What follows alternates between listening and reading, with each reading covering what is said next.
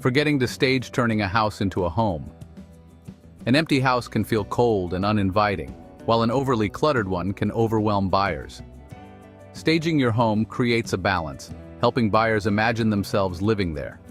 It highlights your home's best features and minimizes distractions, making every room feel functional and welcoming. You don't need a professional stager to make a big impact. Start by decluttering. Remove personal items like family photos, toys, and excess furniture.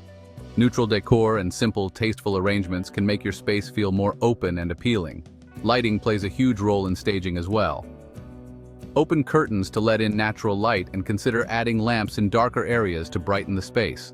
Fresh flowers or a bowl of fruit can add warmth and a pop of color without feeling overdone.